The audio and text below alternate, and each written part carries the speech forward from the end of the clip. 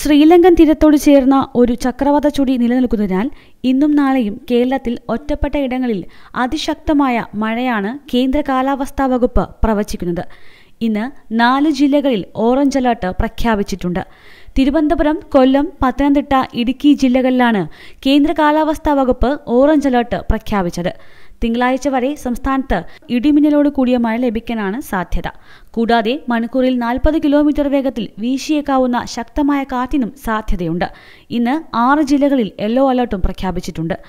ആലപ്പുഴ, കോട്ടയം, എറണാകുളം, തൃശൂർ, പാലക്കാട്, മലപ്പുറം ജില്ലകളിലാണ് yellow alert. നാളെ എറണാകുളം ജില്ലയിലും യെല്ലോ അലർട്ടാണ്. ഒറ്റപ്പെട്ട ശക്തമായ മഴയ്ക്കുള്ള സാധ്യതയാണ് പ്രവചിക്കപ്പെട്ടിരിക്കുന്നത്. അതിശക്തമായ മഴ മുന്നറിയിപ്പുള്ള സാഹചര്യത്തിൽ അധികൃതരുടെ നിർദ്ദേശങ്ങളനുസരിച്ച് മാറി താമസിക്കേണ്ട ഇടങ്ങളിൽ അതിനോട് സഹകരിക്കേണ്ടതാണ്. വിവിധ തീരങ്ങളിൽ കടലാക്രമണം ശക്തമാക്കാൻ സാധ്യതയുള്ളതിനാൽ അപകട മേഖലകളിൽ താമസിക്കുന്നവർ ജാഗ്രത പാലിക്കണം.